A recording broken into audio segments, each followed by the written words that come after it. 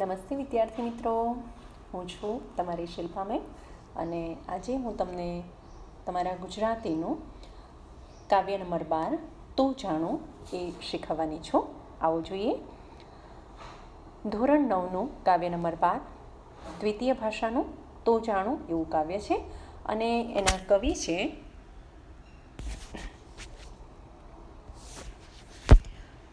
સુરેશ દલાલ. તો સુરેશ દલાલ એમનો જન્મ તારીખ 11 ઓક્ટોબર 1932ના રોજ થયો હતો અને અવસાન 10 ઓગસ્ટ 2012માં થયું હતું. સુરેશ પુરુષોત્તમદાસ દલાલ મહારાષ્ટ્રના થાણા જિલ્લામાં તેમનો જન્મ થયેલો. એકાંત, તારીખનું ઘર, નજરો લાગી, ઇટ્ટા કિટ્ટા, ધેંગા મસ્તી, અલગ ચલાણું, ભિલ્લું, પગની હોડીને હાથના હલેસા, ટીંગા ટોળી એ તેમના મુખ્ય કાવ્ય સંગ્રહો છે. ગદ્ય કાવ્યનો સંગ્રહ એટલે કે જે આપણે ગાઈ નથી શકતા, વાંચન કરી કે છે, પઠન કરીએ છીએ એવા અસ્તિત્વ એ તેમણે આપ્યું છે.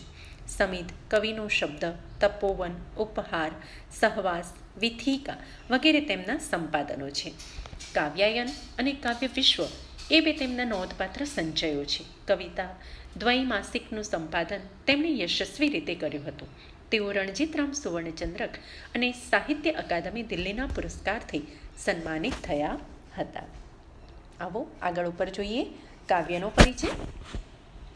તો આ જે કાવ્ય છે એ શિયાળામાં લખાયેલું છે અને શિયાળામાં ગોપી જે છે એ ઠંડુ પાણી એની ઘાઘરમાં ભરીને લઈ આવે છે. પાણી છલકાતું હોય એના ઉપર પડે છે, એની ઠંડી લાગે છે, એમ છતાંય ભગવાનનું સાનિધ્ય મેળવવા, ભગવાનનું નૈકટ્ય મેળવવા માટે ગોપી આ કામ કરે છે અને પછી કૃષ્ણને કહે છે કે મારી ઘાઘર ઉતારો, એટલે હું એવું જાણું કે તમે ખરેખર તાકાતવાળા છો, ખરેખર હિંમતવાળા છો કે તમે ગોવર્ધન પર્વતને ઉપાડ્યો હતો. અને એ બહાને, ઘાઘર ઉતારવાના બહાને ગોપી કૃષ્ણનું નૈકટ્ય ઈચ્છે છે.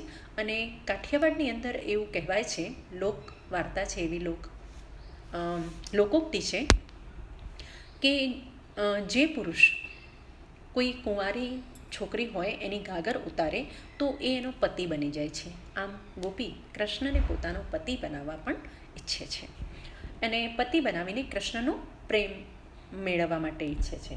તો આવો જોઈએ. કૃષ્ણ પ્રેમને વ્યક્ત કરતી આ રચના છે. ગોપી કૃષ્ણને પડકાર આપતા કહે છે કે તમે મારી ઘાઘર ઉતારો તો હું માનું કે તમે પહાડને એટલે કે ગોવર્ધન પર્વતને ઉચક્યો હતો.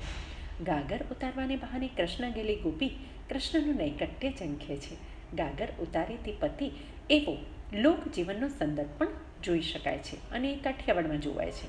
તેથી જ ગોપી કહે છે કે પ્રેમ સ્વીકારનો આવો અવસર તમને ફરી ફરીને મળશે નહીં. તમને આ તક મળી છે તો એને સ્વીકારી લો. આજે આ અમૂલક અવસરને એડી ન જવા દેશો. વાંસળી, જમુનાજી, ગાયો જેવા સંદર્ભોથી કવિએ આ ગીત રચનામાં ગોકુળનું અને પ્રેમનું વાતાવરણ રચ્યું છે. અને માટે જ દેખો, રાઈટમાં આખી જે ભગવાને ગોવર્ધન પર્વત ઉચક્યો હતો વરસાદના સમયે અને ગોકુળના જે વાસીઓ છે એ લોકોને વરસાદથી બચાવ્યા હતા એ સીન જોવા મળે છે. અને રાઈટ સાઈડ ગોપીને કૃષ્ણ પરેશાન કરે છે આવતા જતા રસ્તામાં, એ સીન બતાવેલો છે. જ્યારે એ ગોરસ આપવા જાય છે, માખણ આપવા જાય છે મથુરામાં, અથવા તો પાણી ભરીને આવે છે, ત્યારે ભગવાન એની સાથે થોડીક મજાક મસ્તી કરે છે, એ સીન દર્શાવ્યો છે. તો સૌથી પહેલાં આપણે કાવ્યનું ગાન કરીશું અને ત્યારબાદ એની સમજૂતી. મારી ઘાઘર ઉતારો તો જાણો કે રાજ તમે ઉચક્યો તો પાડને, હું તો ઘેર ઘેર જઈને વખાણું કે રાજ તમે ઉચક્યો તો પાડને. આખો દી વાંસળીને હાથમાં રમાડો કાન, આખો દી વાંસળીને હાથમાં રમાડો કાન, એમાં શા હોય જાજા વેતા, કાંટાળી કેડી પર ઘાઘર લઈને અમે, કાંટાળી કેડી પર ઘાઘર લઈને અમે, આવતા જતાને સ્મિત દેતા, હું તો વહેતી જમુનાને અહીં આણું, મારી ઘાઘર ઉતારો તો જાણો કે રાજ તમે ઉચક્યો તો પાડને. ડચકારા દઈ દઈને ગાયો ચરાવવી, ડચકારા દઈ દઈને ગાયો ચરાવવી, ને છાયમહી ખાઈ લેવો પોરો, ચપટીમાં આવું તો કામ કરી નાખે, ચપટીમાં આવું તો કામ કરી નાખે, અહીં નાનકડો ગોકુળનો છોરો, ફરી ફરી નહીં આવે ટાણું, મારી ઘાઘર ઉતારો તો જાણો, કે રાજ તમે ઉચક્યો તો પહાડને, કે રાજ તમે ઉચક્યો તો પહાડને. હવે એને સમજૂતી જોઈશું કે મારી ઘાઘર ઉતારો તો જાણો, હે રાજ તમે ઉચક્યો તો પહાડને. હવે તમને થશે કે મેડમ આ ગાગર શું છે? તો ગાગર એક મટકા જેવી વસ્તુ છે, માટીની જ બનેલી હોય છે, પણ માટલાનું જે મુખ એનું મોઢું હોય છે થોડુંક પહોળું હોય છે અને ગાગરનું થોડુંક સાંકડું હોય છે, માટે એને ગાગર કહેવાય છે. તો ગોપી કાનાને કહે છે કે હે રાજા, હે કાન, મારા માથેથી તમે ગાગર ઉતારો, મારો ભાર હળવો કરો, તો હું માનું કે તમે ગોવર્ધન પર્વત ઉચક્યો હતો. બાકી મારામાં નથી આવતું કે તમારામાં એટલી તાકાત હોય. જો તમે મને પત્ની તરીકે સ્વીકાર કરો ને તમે મારા પતિ બનવા તૈયાર થાઓ, તો હું માનું કે ખરેખર તમે તાકાતવાર છો. હું તો ઘરે ઘરે જઈને વખાણું કે રાજ તમે ઉચક્યો તો પહાડને.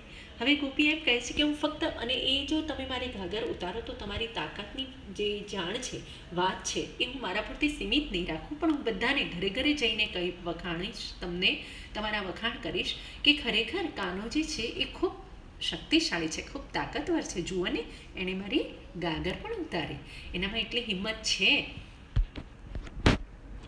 આખો દી વાંસળીને પછી મેણા મારે છે કૃષ્ણને, કે જેથી કરીને પાણી ચડે, એમને થોડુંક પ્રોત્સાહન મળે.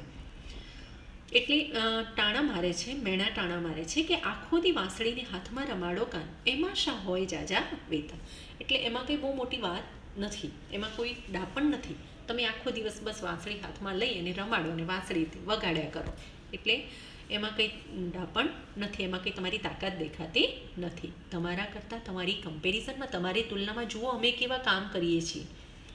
કાંટાળી કેડી પર ઘાઘર લઈને અમે આવતા જતાને સ્મિત દેતા. શું કહે છે કે કાંટાળી કેડી પર અમે જ્યારે જમુનાથી પાણી ભરી ગાગરમાં અને અમારા ઘર સુધી આવીએ છીએ, ત્યાં રસ્તામાં કાંટાળી કેડી હોય છે. કેડી મતલબ રસ્તો. કાંટાળા રસ્તા પર માથે અમે ગાગર, એટલે પાણી ભરેલી ગાગરનો જે ભાર હોય એ ભાર ઉચક્યો હોય છે. પગમાં કાંટા વાગે, માથે ભાર લાગે, ને એમ છતાંય આવતા ને જતાં અમે લોકોને સ્મિત આપીએ છીએ, યાની કે અમે ખુશ રહીએ છીએ. આ મોટી વાત છે. હું તો વહેતી જમુનાને અહીં આણું. તમે અહીં બેઠા બેઠા વાંસળી વગાડો, એમાં શું મોટી વાત છે? હું તો વહેતી જે જમુના નદી છે એને ગાગરમાં ભરી અને અહીં સુધી લાવું. આણો મતલબ લાવું છું, એ મોટી વાત છે. મારી ઘાઘર ઉતારો તો જાણો, એ રાજ તમે ઉચક્યો તો પહાડને.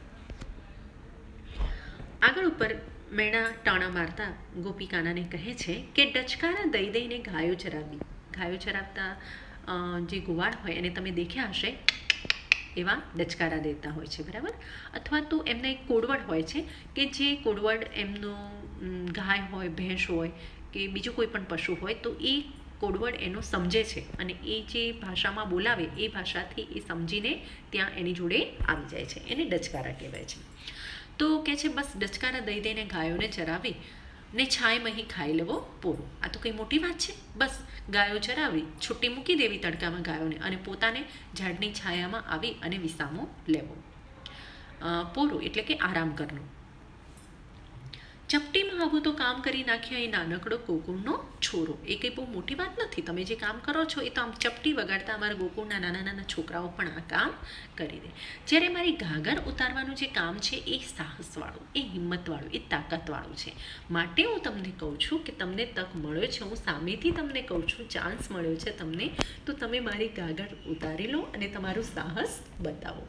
આમ કરીને ગોપી કાનાનો પ્રેમ ઝંખે છે અને કહે છે કે ફરી ફરી નહીં આવે આવું ટાણું. ટાણું મતલબ અવસર, તક. આ તક વળી વળીને ફરી ફરીને આવશે નહીં. તમને મળી છે તો એને ઝડપી લો અને તમારી તાકાત બતાવી લો. પછી છેવટે કહે છે કે મારી ગાગર ઉતારો, યાની કે મારા માથા પરનો ભાર હળવો કરો અને તમે મારા પતિ બનો. તો એમનો પ્રેમ મળે ગોપીને, એટલે કહે છે કે હું માનું કે તમે ગોવર્ધન પર્વતને ઉચક્યો હતો. અહીં આપણું કાવ્ય પૂરું થાય છે.